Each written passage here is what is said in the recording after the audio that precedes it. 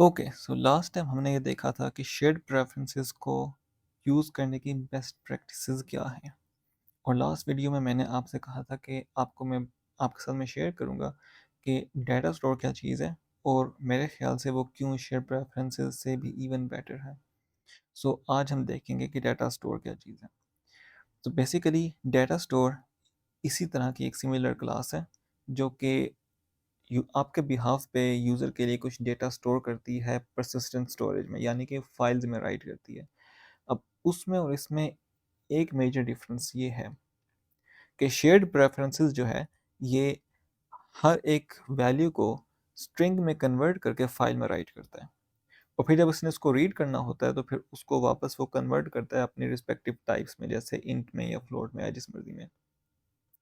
Data store on the other hand वो चीज़ों को एज इट इज़ सेव कर सकता है फाइल में और बाद में एज इट इज़ उनको रीड कर सकता है, तो यहाँ पर कन्वर्जन वाली इम्प्रूवमेंट है। सेकेंडली, डाटा स्टोर को इस तरह से लिखा गया कि वो कोर रूटीन्स का बेहतर इस्तेमाल कर सकें। तो उसमें जितने भी आपके रीड राइट प्रोसेसेस हैं वो कोर रूटीन्स में रन होते हैं, जिसका बेसिकली मतलब ये है कि आपका यूज़र एक्सपीरियंस फाइल में रीडिंग राइटिंग की वजह से ख़राब नहीं होता।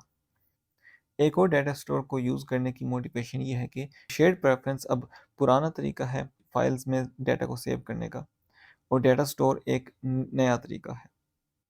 तो हमारी ये कोशिश होती है कि हम लेटेस्ट चीज़ों को यूज़ करें ताकि हमारी ऐप मैक्सिमम एफिशिएंट हो सके और उसकी परफॉर्मेंस जितनी मैक्सिमम बेहतर हो सकती है उतनी हो जाए। तो अब हम क्रिएट करते हैं एक डेटा स्टोर की क्लास और देखते हैं कि वो कैसे काम करती है उसमें, और शेयर प्रेफरेंसेस में क्या चीज़ें सिमिलर हैं और क्या चीज़ें डिफरेंट हैं।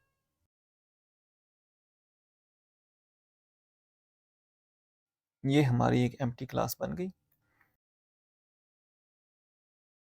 इसको हमने ऑब्जेक्ट में कन्वर्ट कर लिया क्योंकि हमें डेटा स्टोर का अपनी पूरी एप्लीकेशन में एक ही ऑब्जेक्ट रिक्वायर्ड है और उसी ऑब्जेक्ट को यूज़ करके हम फाइल में रीड राइट ऑपरेशंस कर सकते हैं।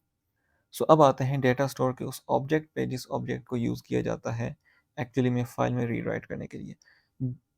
बिल्कुल इसी तरह जिस तरह शेयर प्रेफरेंसेस में एक शेयर्ड प्रेफरेंस का ऑब्जेक्ट था, ये इसी तरह से हम यहाँ पर डेटा स्टोर का ऑब्जेक्ट क्रिएट करेंगे। डेटा स्टोर को यूज़ करने के लिए एक डिपेंडेंसी रिक्वायर्ड है जो कि गूगल वाले ने प्रोवाइड की भी है, और वो हमें फिर अपनी ग्रेडल फाइल में ऐड करनी पड़ेगी, और वो डिपेंडेंसी ये है। इसको मैं कमेंट ऐड कर लेता हूँ और अब प्रोजेक्ट को सिंक कर लेते हैं। सो अब यहाँ पे हम क्या करेंगे, बिल्कुल इसी तरह जिस तरह से हमने एक शेयर प्रेफरेंस का ऑब्जेक्ट बनाया था, हम यहाँ पर डेटा स्टोर का ऑब्जेक्ट क्रिएट करते हैं। सिर्फ डिफरेंस ये होगा कि हम इसको नलेबल नहीं बनाएंगे, और उसकी क्या वजह वो मैं आपको बाद में बताऊंगा। ये वाले प्रेफरेंस हम चूज़ करेंगे जो कि डाटा स्टोर में से आ रहे हैं। ये हमारा वेरिएबल बन गया। अब इसको हमने इनिशियलाइज करना है। इसको भी शेयर प्रेफरेंस ही की तरह इनिशियलाइज करने के लिए कॉन्टेक्स्ट रिक्वायर्ड होता है। सो हम यहाँ पे अब एक फंक्शन क्रिएट करेंगे जिसको कॉन्टेक्स्ट पास किया जाएगा, और उसको यूज़ करके हम इसको इनिशियलाइज कर लेंगे।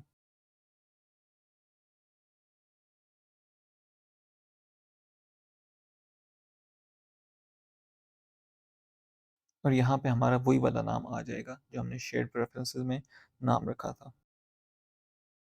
सो ये हमारा डेटा स्टोर का ऑब्जेक्ट बन गया, इनिशियलाइज हो गया। अब हम इसको आगे यूज़ कर सकते हैं। यहाँ पे मैं एक काम और ये करूँगा कि मैं इस वेरिएबल को, हम ये नहीं चाहते कि इनिशियलाइज वाला फंक्शन बार बार यूज़र कॉल करे और उसकी वजह से इसका ऑब्जेक्ट बार बार क्रिएट हो। तो हम ये करते हैं कि एक इफ़ कंडीशन लगा लेते हैं कि अगर ये ऑलरेडी इनिशियलाइज हो चुका है तो फिर इधर से रिटर्न कर दिया जाए, ताकि इनिशियलाइज वाला फंक्शन कॉल चाहे जितनी मर्जी दफ़ा किया जाए, हमारा ऑब्जेक्ट सिर्फ एक ही दफ़ा क्रिएट हो। सो अगर डाटा स्टोर हमारा इनिशियलाइज हो चुका है तो हम रिटर्न कर देंगे यहाँ से। अब आते हैं अपने असल टास्क पे। अब होता क्या है, जिस तरह से शेयर प्रेफरेंसेस में एक की होती थी जिस की के अगेंस्ट हम एक सेटिंग क्रिएट करते हैं और उसको गेटर और सेटर क्रिएट करते हैं, एग्जैक्टली उसी तरह इसमें भी कीज़ होती हैं। लेकिन इसमें डिफरेंस ये है कि इसमें कीज़ स्पेसिफिक टाइप्स की होती हैं, जैसे बूलियन की है, स्ट्रिंग की है, इंट की है, वगैरह वगैरह। तो अब हम देखते हैं कि हमारी शेयर्ड प्रेफरेंस क्लास में सबसे पहला एलिमेंट कौन सा था। सबसे पहला एलिमेंट है इसमें डार्क मोड, जो कि एक बूलियन हमने रखा हुआ था। तो हम यहाँ पे एक की क्रिएट करेंगे डार्क मोड के लिए, जो कि बूलियन टाइप की होगी। और उसको क्रिएट करने का क्या तरीका है? सबसे पहले प्राइवेट, क्योंकि हमारी कीज प्राइवेट होती हैं ताकि बाहर एक्सेसिबल ना हो।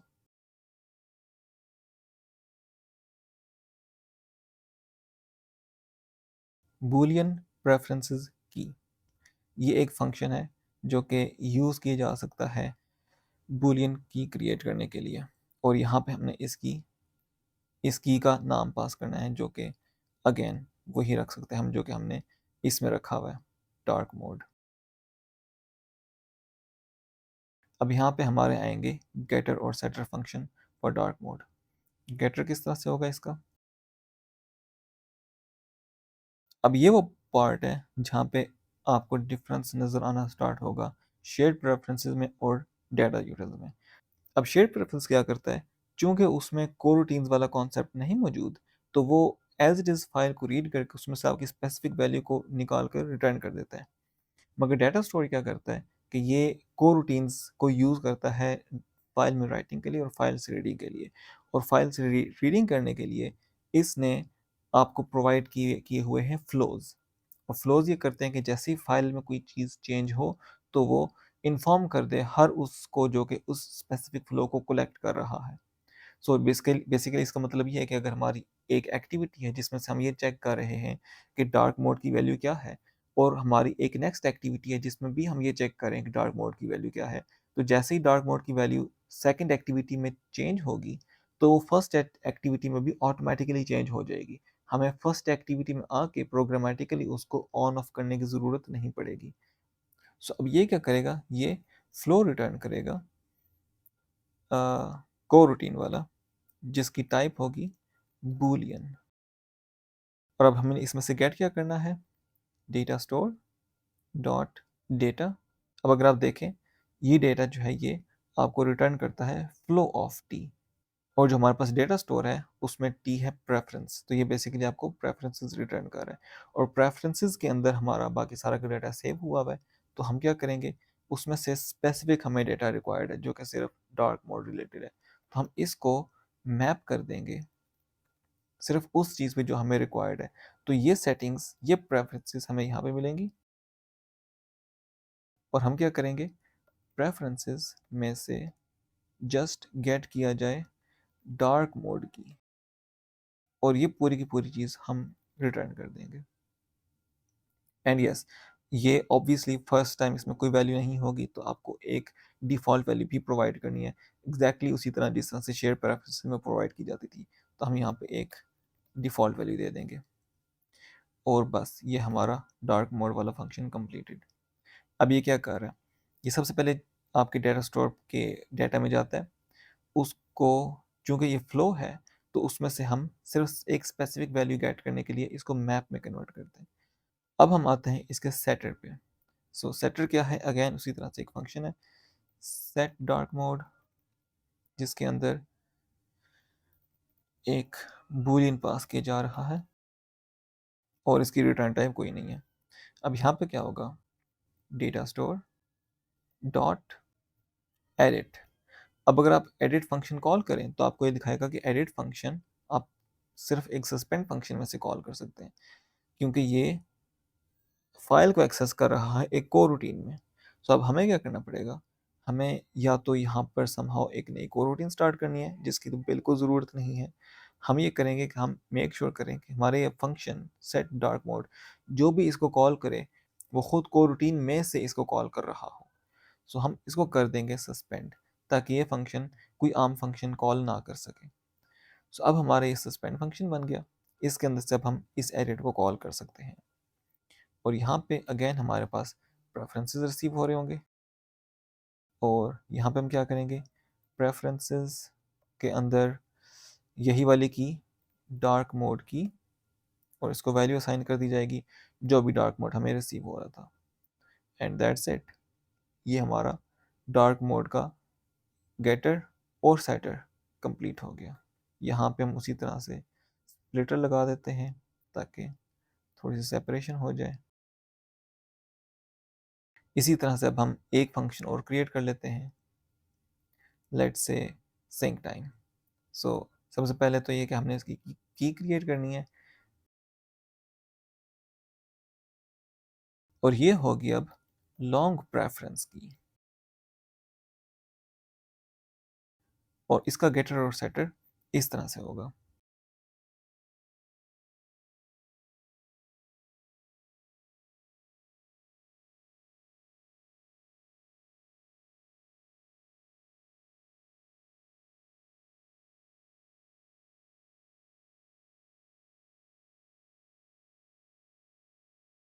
और ये हमारा लास्ट सिंक टाइम बन गया, उसका गेटर और सेटर, और ये लॉन्ग प्रेफरेंस की के अगेंस्ट बन गया।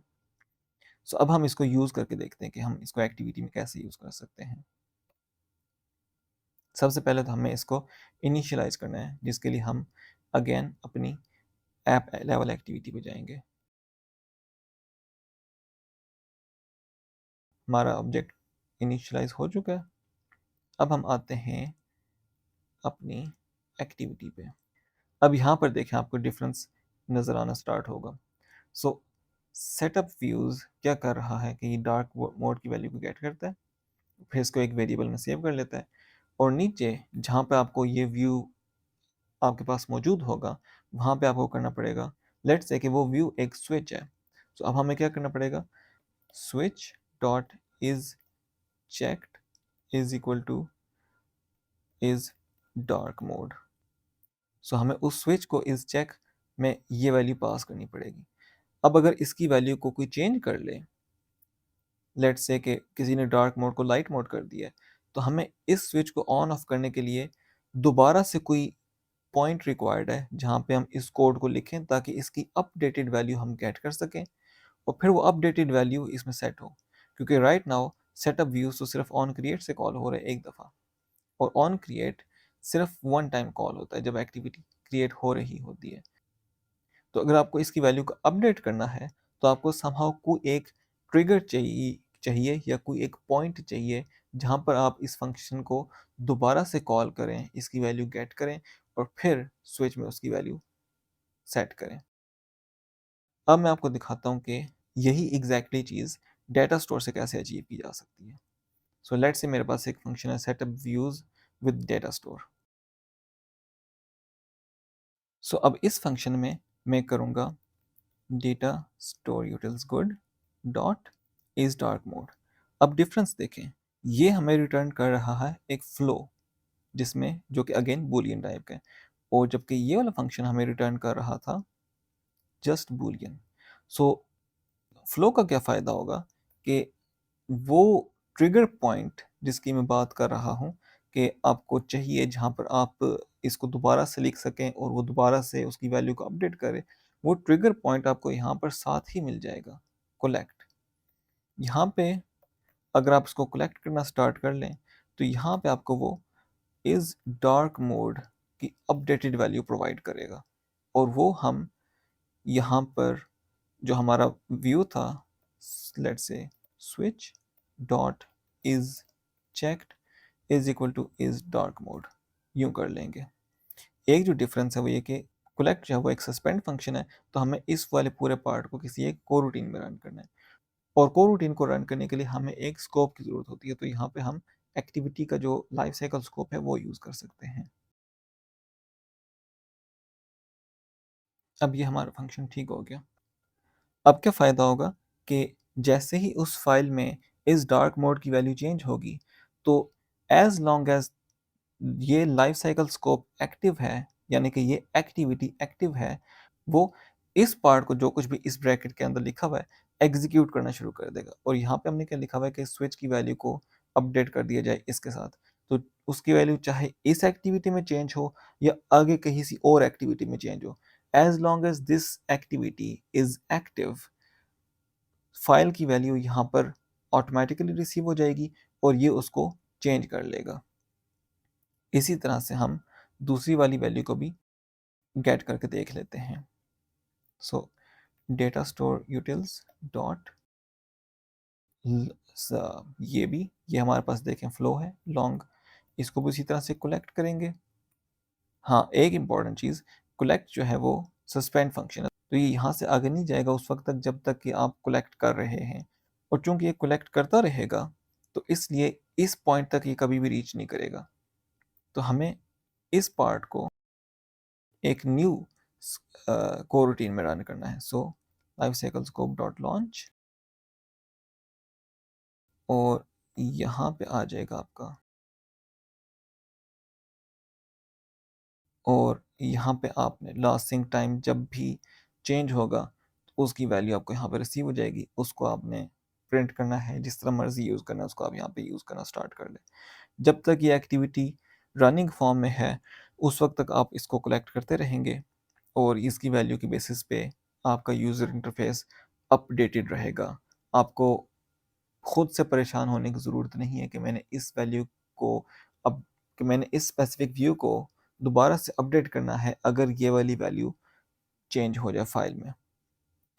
सो सबसे मेजर डिफरेंस डेटा स्टोर में और शेयर प्रेफरेंसेस में यही है कि एक कोरोटीन्स का ये इस्तेमाल करता है और दूसरा नहीं करता, और एक को यूज़ करके हम अपने कोड को इम्प्रूव्ड तरह से लिख सकते हैं जहाँ पर एरर के चांसेस कम हो जाएं और चीज़ें एक दूसरे के साथ सिंक्रोनाइज्ड रहें, इंस्टेड के हमें खुद से चीज़ों का ख्याल रखना पड़े और फिर कोई चीज़ हमें भूल जाए और चीज़ें जो हैं वो ख़राब होना स्टार्ट हो जाए।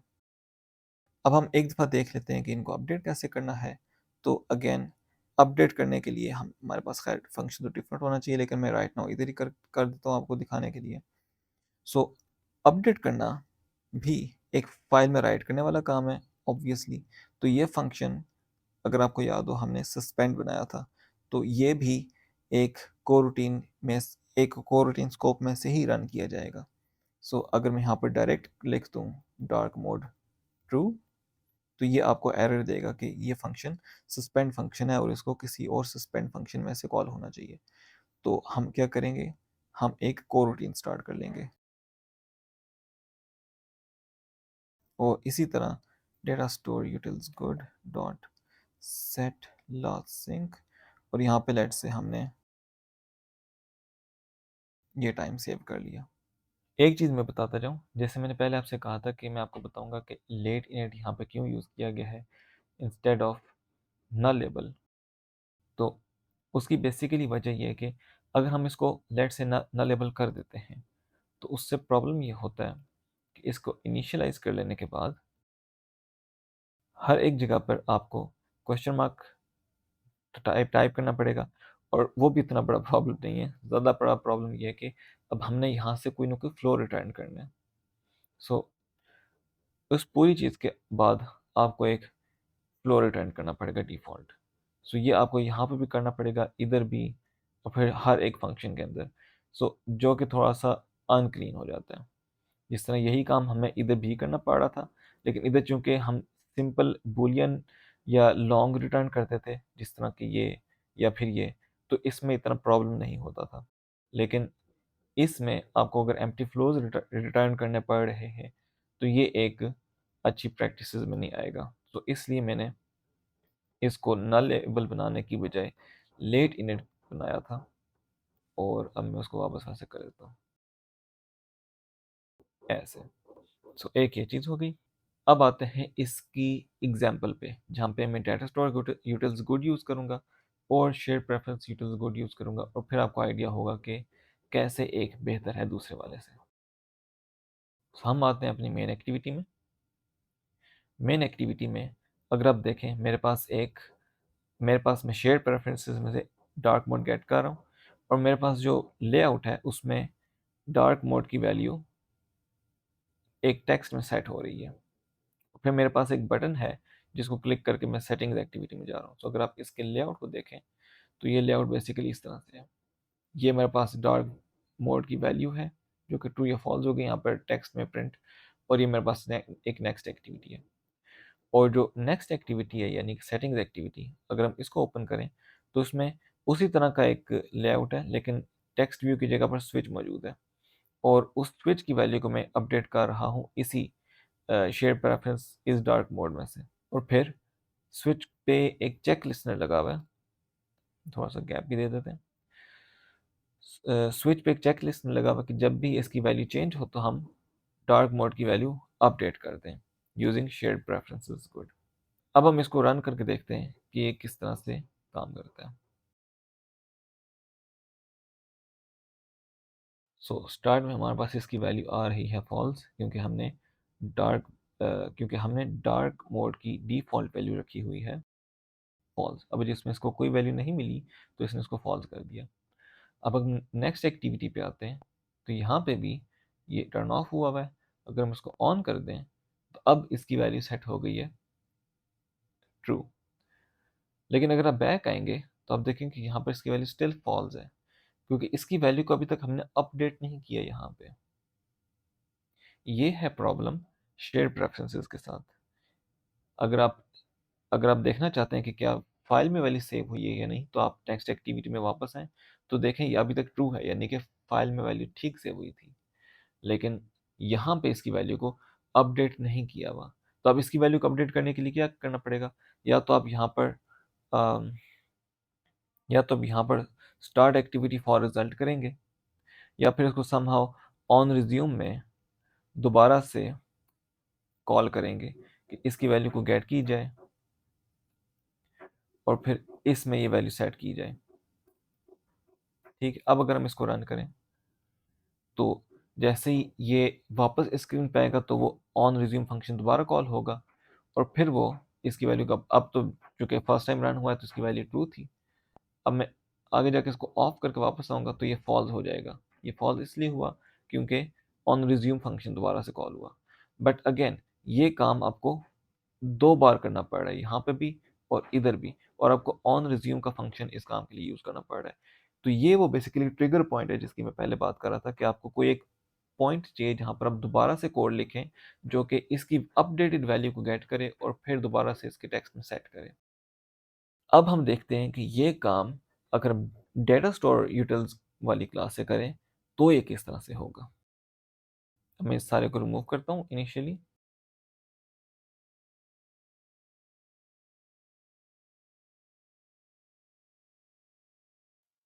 अच्छा, तो अब मैंने इस कोड को डेटा स्टोर के मुताबिक अपडेट कर लिया है। कहाँ कहाँ पर चेंजेस आई हैं? बेसिकली तो यहाँ पर जहाँ पर मैं शेयर प्रेफरेंस से गेट कर रहा था, मैं डेटा स्टोर से गेट कर रहा हूँ, और ये एक फ्लो है, फ्लो फॉर बुलियन। तो फिर लाइफ साइकिल स्कोप के अंदर मैंने इस फ्लो को कलेक्ट किया और मैंने उसी व्यू को जिसको मैं पहले गेट कर रहा था उसके टेक्स्ट में जो भी इसकी वैल्यू है डार्क मोड की, उसकी वैल्यू को स्ट्रिंग में कन्वर्ट करके प्रिंट कर दिया, सेट कर दिया, और ये चीज़ एज इट इज़ है। अब हम आते हैं शेयर सेटिंग्स एक्टिविटी में। यहाँ पर भी डेटा स्टोर से हम गेट कर रहे हैं, लाइफ साइकिल स्कोप में इसको कलेक्ट कर रहे हैं, और फिर डार्क मोड स्विच का जो इज चेक्ड है वो इसकी वैल्यू के बेसिस पे ट्रू या फॉल्स सेट हो रहा है। और चेक चेंज लिसनर में हम डेटा स्टोर का सेट वाला फंक्शन कॉल करें, और चूंकि ये सस्पेंड फंक्शन है तो हमने इसको भी एक लाइफ साइकिल स्कोप के अंदर रख लिया। अब इसको रन करें और देखें क्या होता है। अब मैं आपको एक चीज़ बताना चाहूँगा कि यहाँ पर देखें आपके हमारा ऑन रिज्यूम वाला फंक्शन नहीं मौजूद, और हमने स्टार्ट एक्टिविटी फॉर रिजल्ट ऐसा काम भी कोई नहीं किया हुआ। ये जस्ट स्टार्ट एक्टिविटी है, यहाँ पर हम सिर्फ कलेक्ट कर रहे हैं। तो अब यहाँ पर कलेक्ट करने की वजह से इसकी वैल्यू जो हमने लास्ट टाइम सेव की थी फॉल्स, वो इसमें आके सेट हो गई है।